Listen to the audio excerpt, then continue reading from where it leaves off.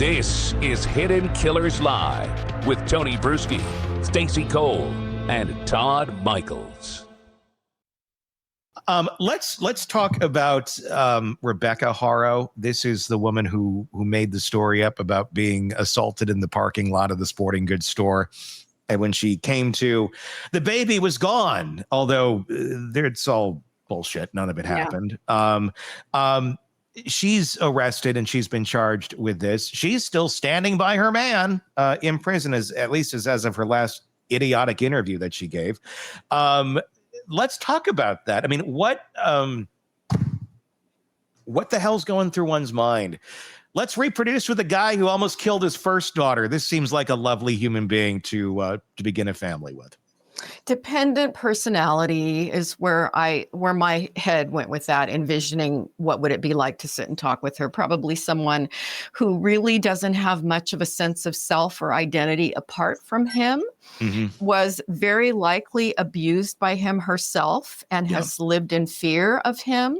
Tremendous fear of him, still may be in fear of him, but at the same time have that trauma bond going where she desperately wants to please him, wants to keep him happy, and wants to protect him. And so, terrible headspace to be in would be what Rebecca lives with.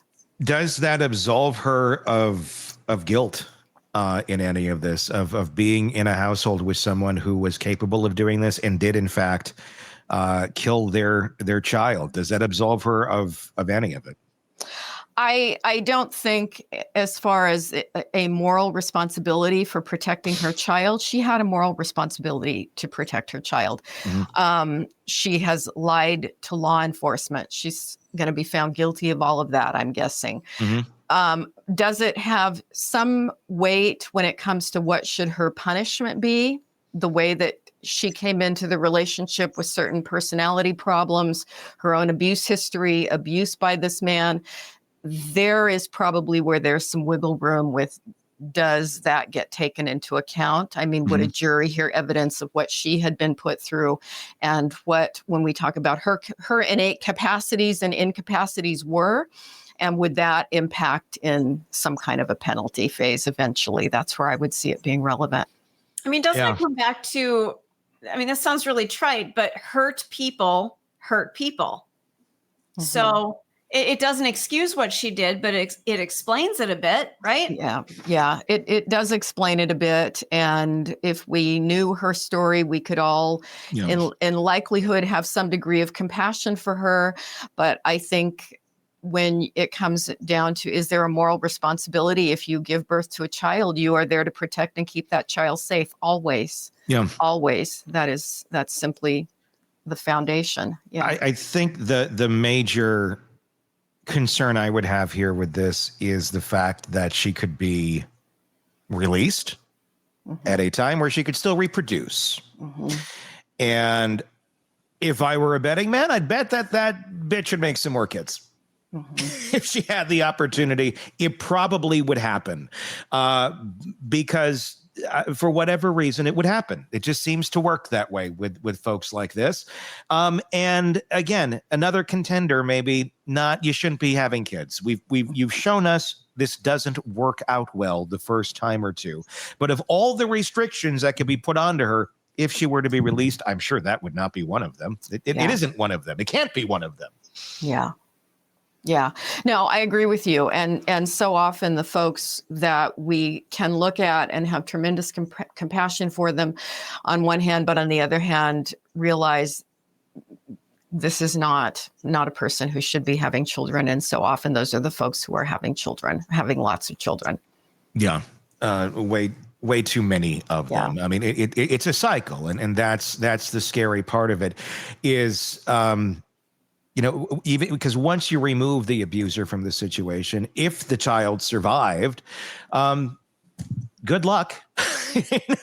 It's basically, let's hope you get someone in your world that can get you on a good path. Otherwise, it repeats. That's why we end up looking at these folks and go, what happened to you? Oh, okay. Like Stacy said, in no way excuses. It is an excuse, but it explains. And we're very good at explaining things, and that's great. But we're very, very bad at getting to where the problem occurs that we're trying to explain and avoiding that problem to begin with. Mm-hmm.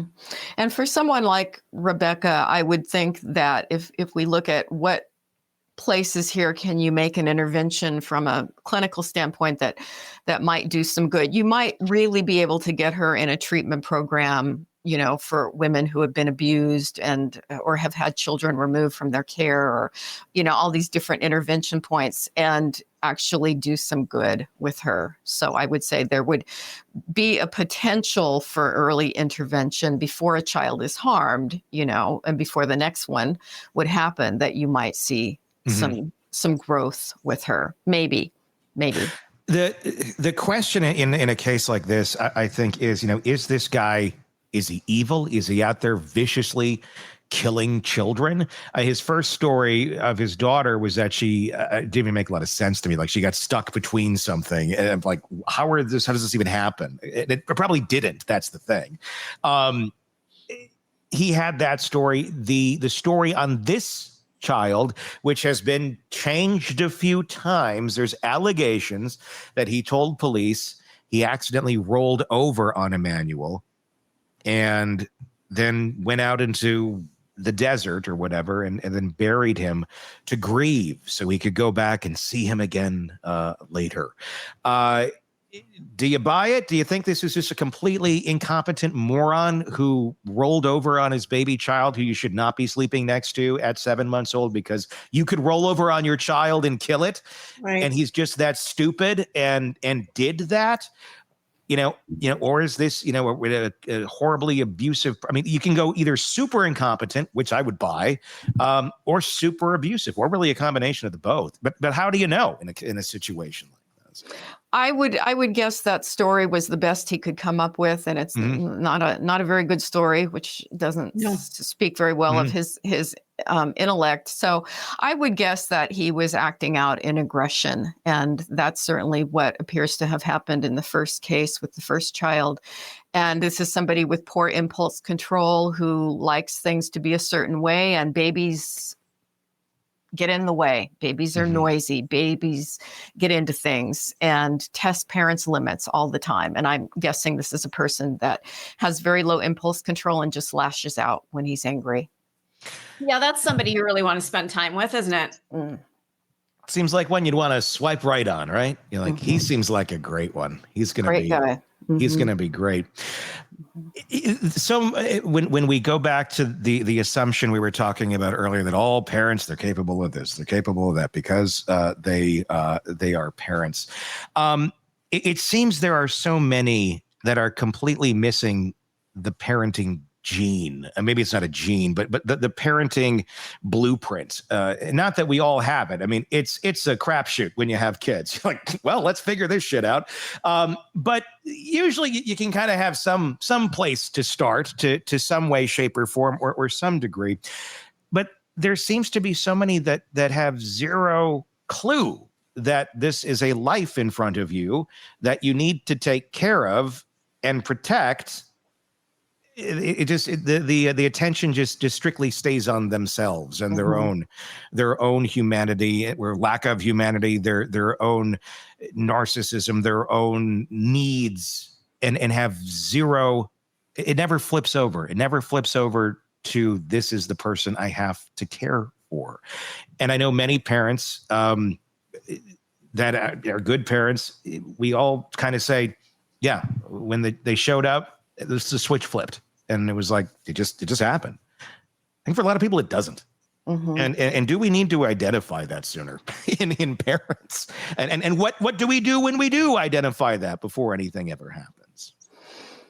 Yeah, you have to have a tremendous amount of maturity to care for another infant. I remember I was only 16 when I had my first, which is, we would say, not an optimal age to be parenting. But I remember bringing the baby home and looking at it and going, okay, well, I've done the breastfeeding and I've done the diapers and I've done the this and I've done the that and I've jumped through all the hoops. Now, when do I get a break? And it's like, never. And I remember sitting with that reality of, you never, ever get a break.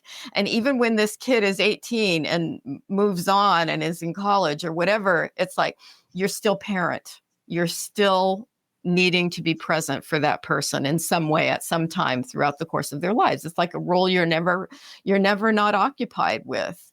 And there are people who just seem, no matter what age they are, they don't have that capacity to put another person first, to put their own needs aside.